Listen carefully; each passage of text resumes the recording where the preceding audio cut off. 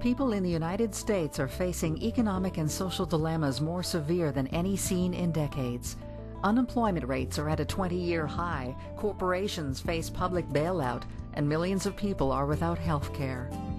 Government leaders are searching for ways to bring the United States economy and that of the entire world back into a pattern of long-term growth and prosperity. And they are not alone.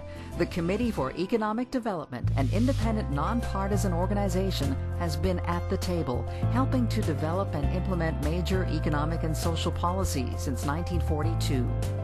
CED brings together some of the best minds in business and academia from the United States and throughout the world to address national and international issues and develop common-sense, sustainable economic policies. I cannot think of a single business organization other than CED that not only knew what they were against, but knew what they were for. And that's really, really important because, as we say in Tennessee, any mule can kick a barn down. It takes a carpenter to build one. And CED is the only business group I'm aware of in America that's willing to be in the carpentry business. CED is not just an organization for reform. They're an organization for free enterprise, for free trade, for all of the fundamental principles that I also believe are vital to the future of America, and I'm grateful. CED has been making an impact on important public policy issues for more than 65 years. Our first major success story was our involvement in the Marshall Plan, an initiative led by the U.S. government in 1947 that formulated a plan to rebuild the economic structure of Europe after World War II. Every business today is embedded in society, and its success is dependent on the success of the society in which it is embedded. And to me, that goes to the heart of CED. We are recognizing as business leaders that we are dependent and synergistic with a better society. And we have to lead our organizations not only for short-term performance, but for long-term sustainability, and that includes a societal impact. Clearly, the legislation and the fiscal posture of the United States that emerge from this crisis will redefine the relationship between government and private enterprise in this country for a long time to come. Well, I think the unique proposition about CED since its founding in 1942 is the fact that it's an organization made up of CEOs, university presidents, community leaders, and it is a trustee-led, member-led organization as opposed to a staff-led organization. The major policy issues that need addressing are those selected by the trustees. The organization is independent, it is nonpartisan, and has become recognized as an honest broker among policymakers with regard to these major issues of policy. It's a very open forum. I was very impressed by the very first meeting of the willingness to listen to on-the-ground experience. I don't have the kind of meta experience that some of these folks have. I'm not, a titan of business with 50 years of experience behind me, but my specialty area I know incredibly well, and they're very open-minded, and so it's been a wonderful experience in that way. History has been an excellent teacher over the years, and businesses are learning that they must become good stewards of their social, natural, and economic environment.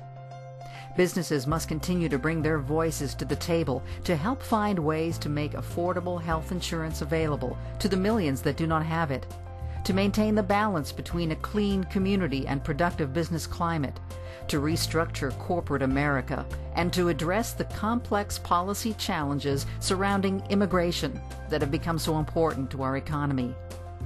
These are just a few of the issues facing the business community that will require a socially responsible approach as we move forward. Business must be involved and must have the opportunity to give input in a clear, nonpartisan manner. The way it works is this. Most congressmen and senators are pretty busy. They get distracted a lot.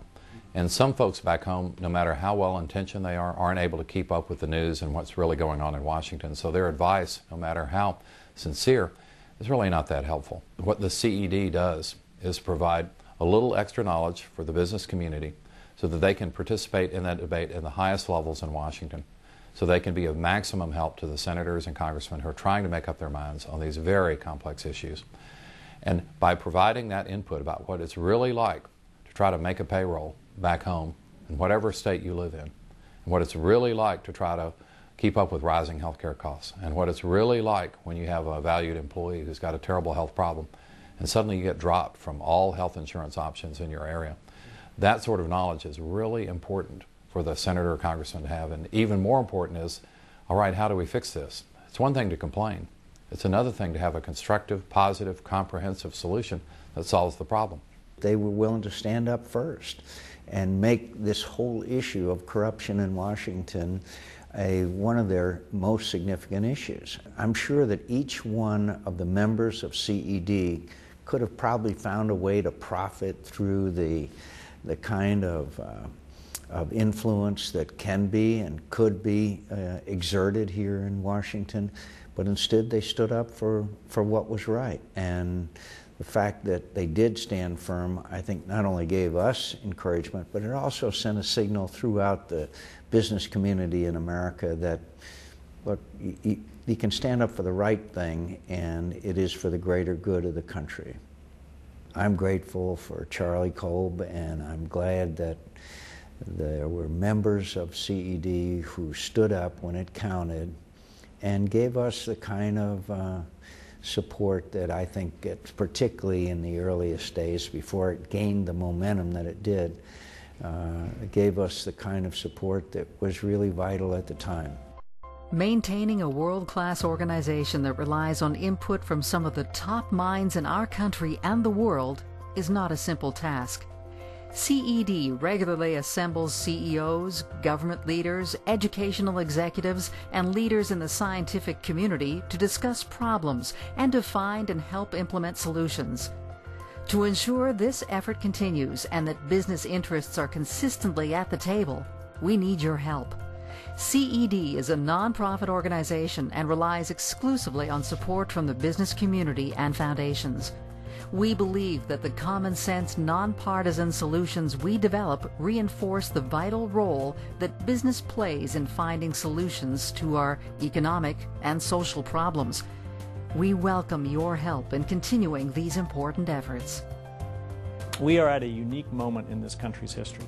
We face some very important and daunting challenges. We face them in healthcare, we face them in terms of the budget deficit, we face them in entitlement reform, we face them in education. I hope that you'll consider all of these issues and become engaged. We need the voice of business. We need a nonpartisan business voice. We need your voice.